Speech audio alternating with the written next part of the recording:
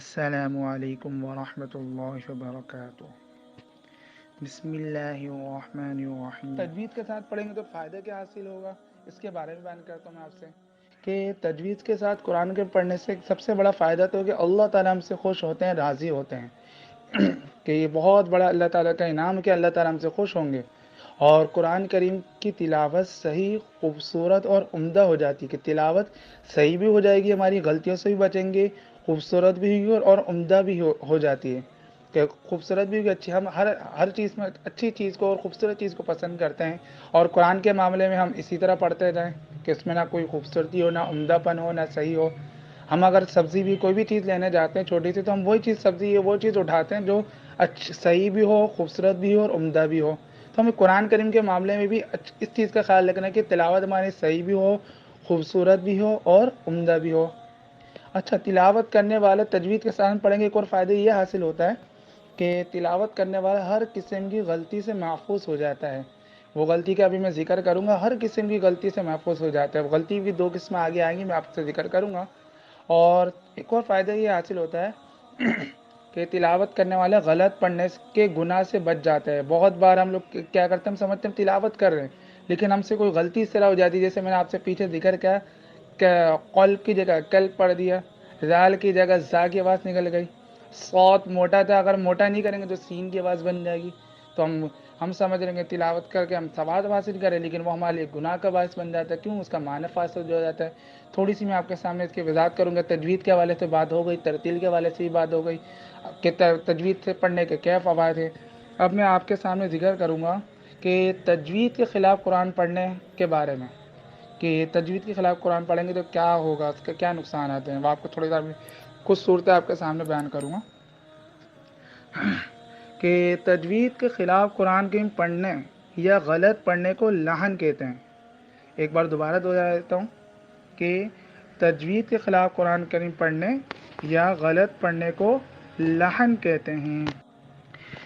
لحن کی کل دو قسمیں، ایک ہے لحن جلی، ایک لحن خفی۔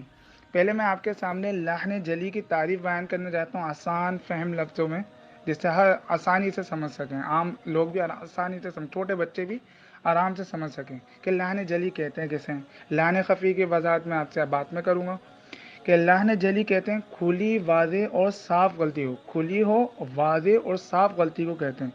اس کی چند صورتیں میں آپ کے سامنے پیش کرتا ہوں۔ نمبر ایک حرف کی جگہ دوسرا حرف پڑھنا، جیسے قرآن میں آتا ہے الحمد، الحمد کی جگہ ہم نے پڑھ لیا الحمد، یعنی ہا کے ساتھ جب تک اصل لفظ ہے الحمد للہ رب العالمین جو ہم پڑھتے ہیں ہا کے ساتھ ہے، اس کی جگہ ہا کی آواز صحیح ادا نہیں کری تو ہا دو چشمے والی جو ہا ہوتی ہے کی جگہ اگر ہم ہا کی آواز صحیح نہیں نکالیں گے، الحمد نہیں پڑھیں گے تو الحمد پڑھیں گے تو اس سے معنی فاسد ہو جائے گا۔ یہ چھوٹی غلطی نہیں، بہت بڑی غلطی ہے یہ بھی۔ اچھا، اسی طرح دوسری صورت آپ کے سامنے بیان کرنے جاؤں گا کہ کسی حرف کو بڑھا کر پڑھنا، جیسے لفظ الحمد للہ، اس کی جگہ ہم نے پڑھ لیا الحمد للہ پڑھنا۔ اچھا، اس میں بڑھا دیا، جیسے کہ الحمد حرکات کو بغیر کھینچ کے پڑھتا ہے۔ ہم کو تعریف میں آگے انشاءاللہ میں آپ کے سامنے حرکات کی تعریف بیان کروں گا کہ حرکات کو بغیر کھینچے پڑھا جاتا ہے۔ اس میں اگر ہم نے حمدو کے دو کو کھینچ لیا، ہم نے اس چیز کا خیال نہیں کرا، اور للہ میں بھی حرکت آ رہی ہے، زیر آ رہی ہے، اس کو ہم نے کھینچ لیا، تو یہ بھی بہت بڑی غلطی ہے، اس چیز سے بھی بچنا چاہیے۔ یہ دو صورتیں آپ کے سامنے بیان ہو گئی۔ اب تیسری صورت آپ کے سامنے پیش کرتا ہوں کہ کسی حرف کو گھٹا دینا، جیسے سورۃ الاخلاص میں آتا ہے ولم یولد کو ولم یولد پڑھنا، یعنی ولم یو یا واو پیش یو، ایک حرف کی مقدار کھینچ کے پڑھیں گے، حرف مدہ ہے، اس کو یو کا اگر ہم نہیں کھینچیں گے ولم یولد پڑھیں گے تو کیا ہو جائے گا، معنی فاسد ہو جائے گا، اور یہ لحن جلی کی غلطی ہوگی، ہم اس طرح پڑھیں گے تو گنہگار ہوں گے۔ اسی طرح چوتھی صورت، حرکات کو آپس میں تبدیل کرنا، جیسے انعمت کی جگہ ہم نے پڑھ لیا انعمت پڑھنا، تو یہ بھی بہت بڑی غلطی ہے، اس سے بالکل معنی فاسد ہو جائیں گے، ہماری نماز بھی فاسد ہو جائے گی۔ یہ چار صورتیں ہو گئیں۔ پانچویں صورت साकिन को मुतहर्रिक पढ़ना, यानी साकिन वो लफ्ज़ कहते हैं जिसमें हरकत ना हो, मुतहर्रिक कहते हैं जिसमें हरकत हो, यानी ज़बर ज़ेर पेश हो। जैसे इहदीना लफ्ज़ है, इहदीना, इहदीना सिरातल मुस्तकीम जो पढ़ते हैं, इहदीना को इहदीना पढ़ लिया, यानी हाँ पे ज़ेर नहीं थी और हमने हाँ पे ज़ेर करके पढ़ लिया, मतलब बेध्यानी में हमने तजवीद की ख्याल रखते हुए जल्दी में हमने पढ़ लिया, इहदीनस को पढ़ लिया, इहदीनस इस तरह पढ़ लिया, तो इससे भी माना फासिद हो जाएगा और इसलिए लहन जली की गलती में शुमार होगी। अच्छा, नंबर 6, मुतहर्रिक को साकिन पढ़ना, यानी हरकत वाला रफ्ता वो, हमने इसको साकिन करके पढ़ लिया, साकिन यानी बगैर हरकत के पढ़ लिया। जैसे कुरान में आता है, सूरतुल जुमुआ में आता है, जैसे मी यौमिल जुमुआ को हमने पढ़ लिया मी यौमिल जुमुआ पढ़ना, यानी असल लफ्ज़ मी यौमिल जुमुआ मीम पे पेश के साथ है, हमने थोड़ा सा बेध्यानी में उसको पढ़ लिया, थोड़ी सी बेध्यानी हो गई, हमने इसके ध्यान रख के नहीं पढ़ा, मीम को साकिन करके मी यौमिल जुमुआ को मी यौमिल जुमआ पढ़ लिया, तो ये भी गलत है, ये भी लहन जली की गलती में हो जाएगी। कि कोई भी इस तरह की गलती, ये एक मिसाल दी, वरना खुलासा कलामी के मुतहर्रिक को साकिन पढ़ने वाली गलती, ये भी लहन जली वाली गलती, बड़ी गलती शुमार होती है। अच्छा, इसी तरह नंबर 7, तजदीद वाले हर्फ को तशदीद वाले हर्फ को बग़ैर तशदीद के पढ़ना।